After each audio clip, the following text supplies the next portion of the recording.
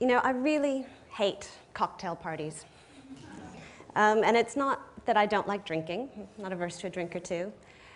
And I can't blame it entirely on this kind of stubborn streak of introversion that I have. The worst thing about a cocktail party is at some point, somebody's going to walk up to you and pop the question, the dreaded, "So what do you do?" I kind of stand there, kind of hem and haw. "Oh, well, it's sort of like this, and have you heard of that?" And I grasp, trying to find some frame of reference, some way of explaining it. And I usually just make it sound quite complicated and not that interesting, and try and just get it over with, and kind of regret the day that I didn't follow the path of being a doctor, a lawyer, a journalist, or something that when you say it, people know what it is. But then, like, if I look a bit deeper, if I think a little bit more about why I'm uncomfortable with talking about what I do, I think part of it comes down to the sort of, I don't know if it's necessarily the sordid truth, but the truth in the transaction that really goes on between the people who are hiring me or my company to do something. Because often what they're asking us to do is predict the future, or at least that little slice of the future that they think is going to be very relevant to them. And that's not really a conversation I want to get into at a cocktail party. But the reason it boils down to this is that, you know, it turns out in design, in new product development and innovation, it's almost never about having good ideas or even great ideas.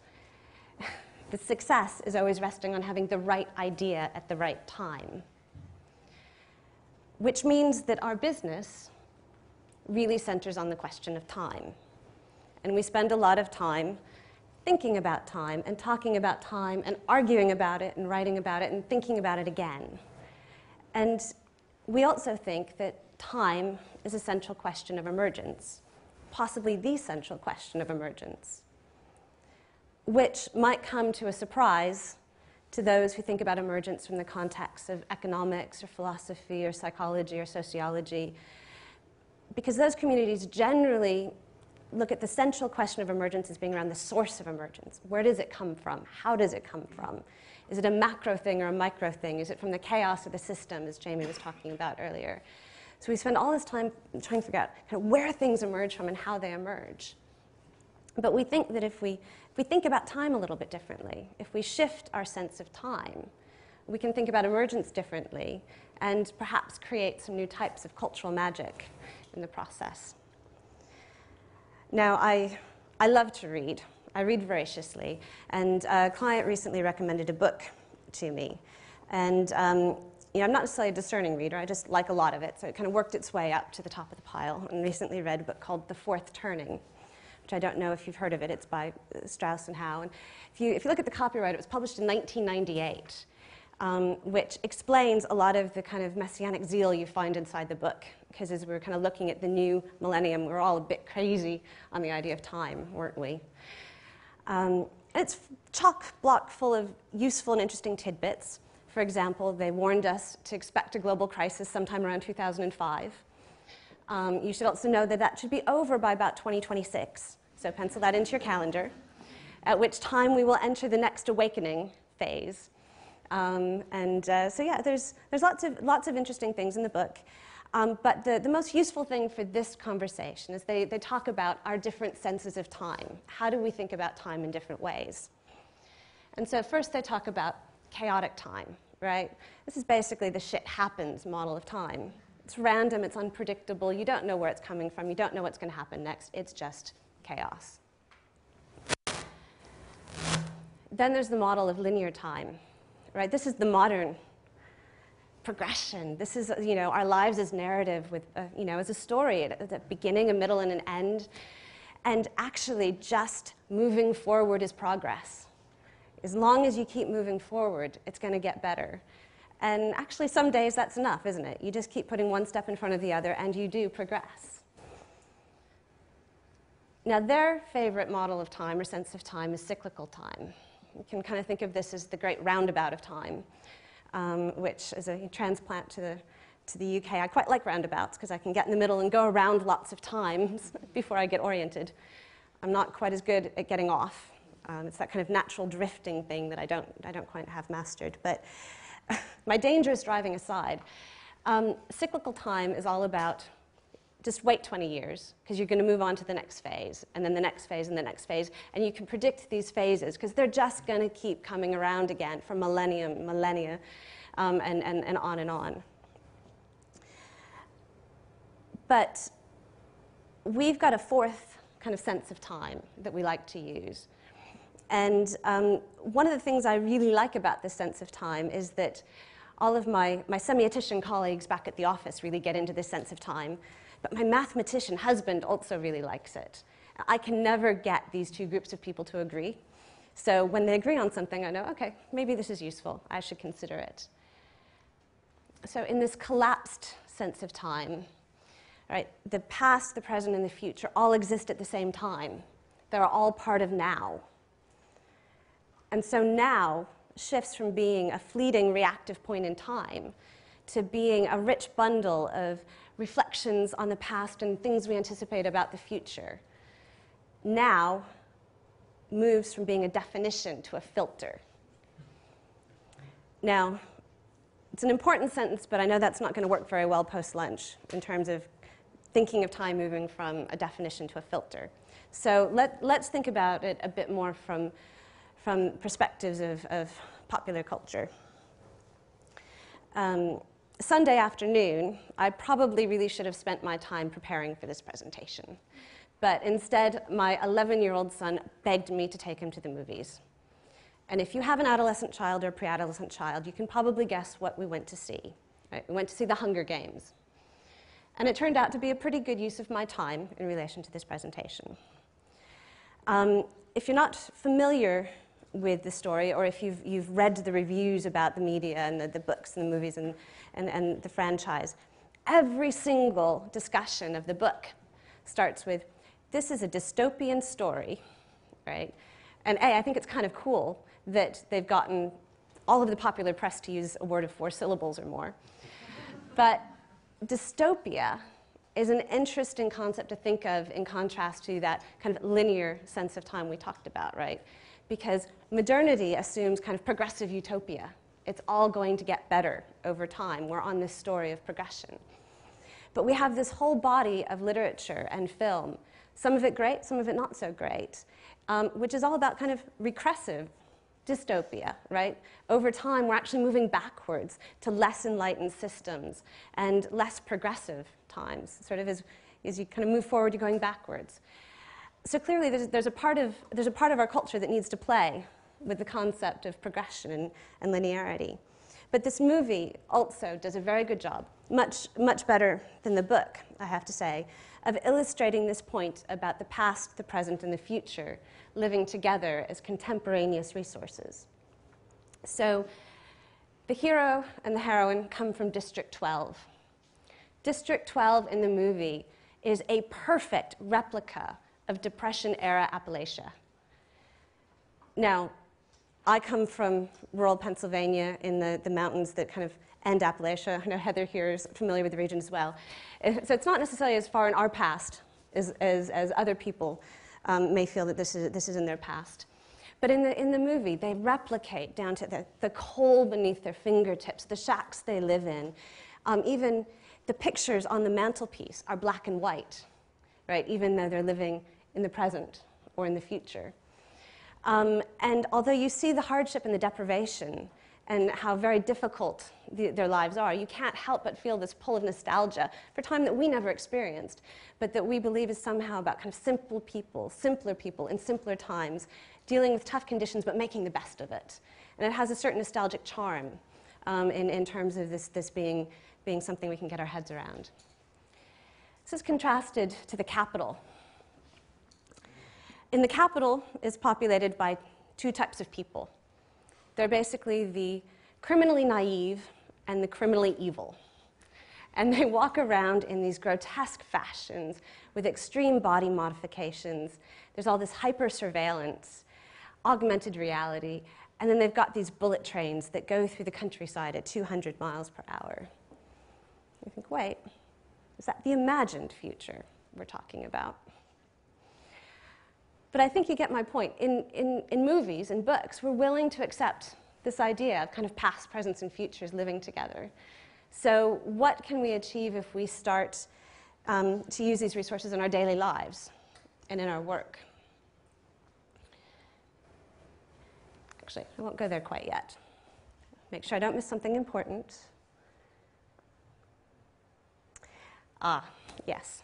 Because although the future does hold many possibilities, and we know this, and we know that in our present, we can sort of choose from possible actions in front of us and affect our future, right? So there's a sense that we maybe can't predict the future, but we can start to influence it. We do have some choice in what our futures are like by what we do or don't do. Popular culture says, well, you can't change the past. That's water under the bridge. Once it's gone, it's done. But that's not really true either, is it? If you've ever put together a photo album, you choose which pictures go in it.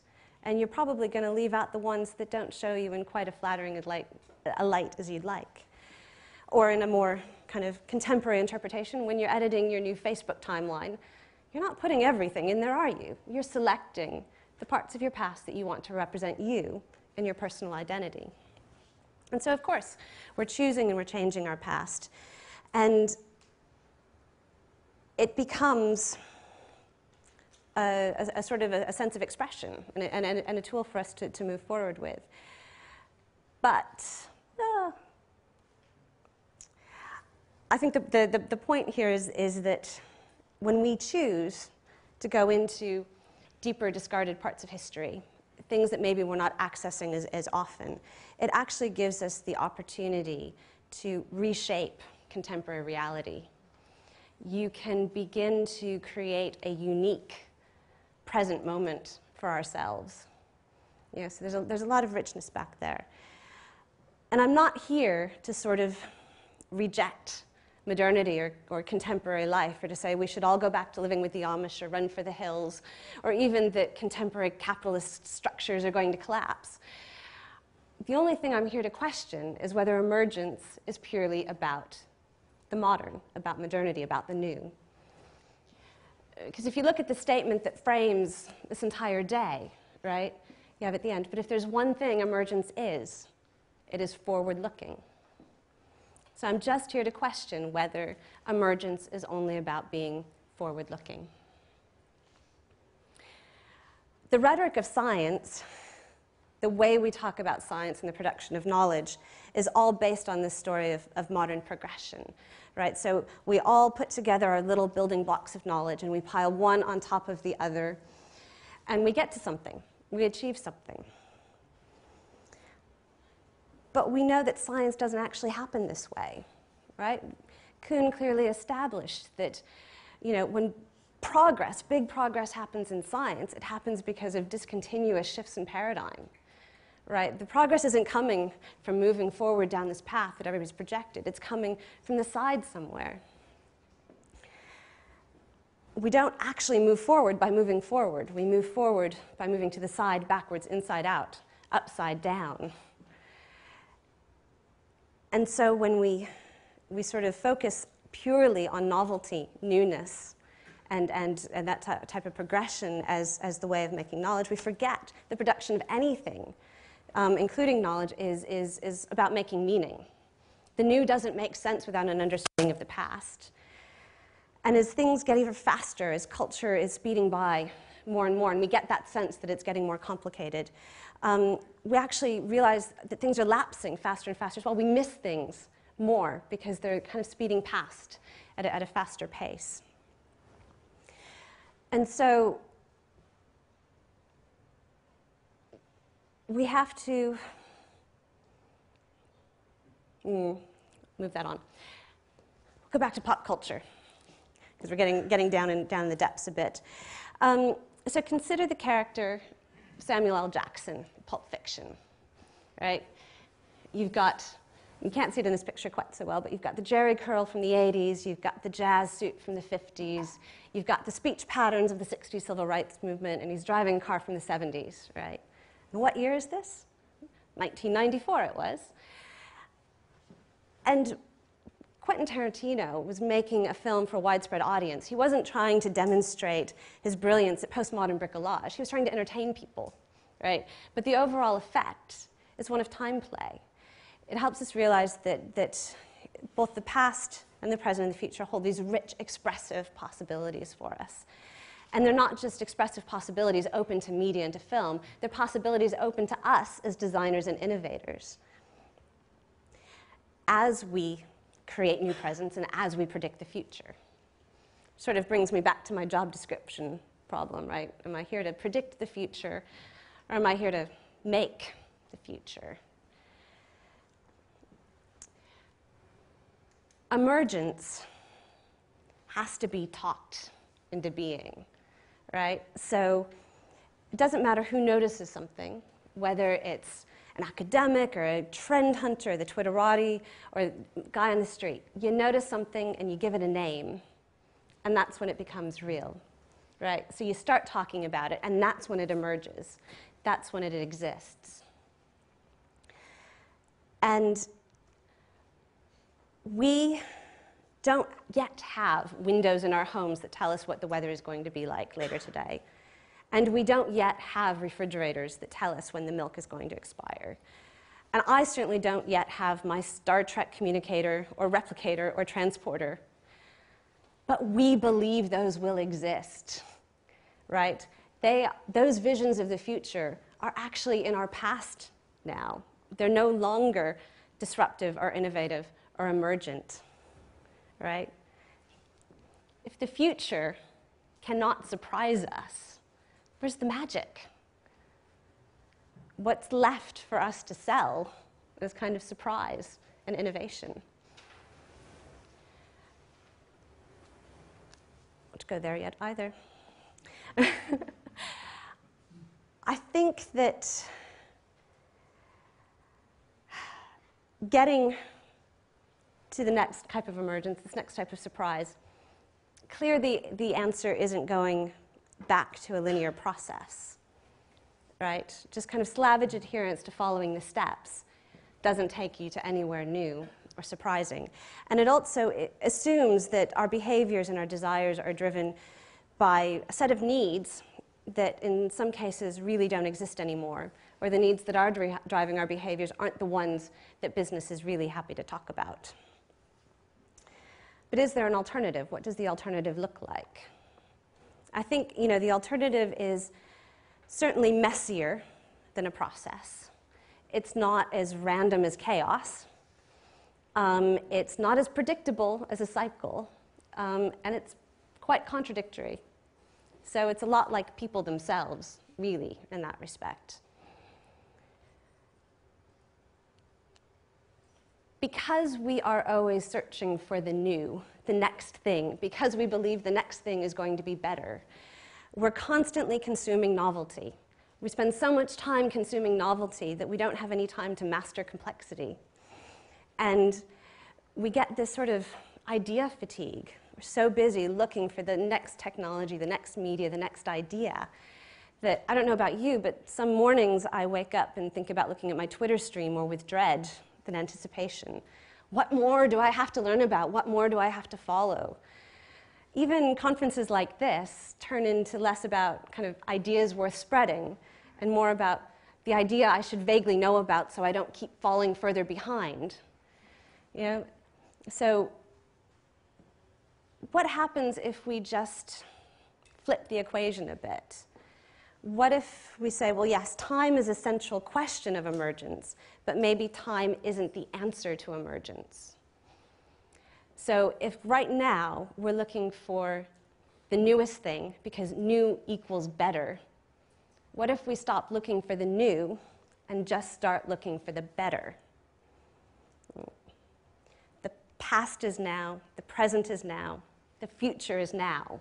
They're all pushing and pulling on us simultaneously. And so, like any great story, it has a beginning and a middle and an end, just not necessarily in that order. Thanks.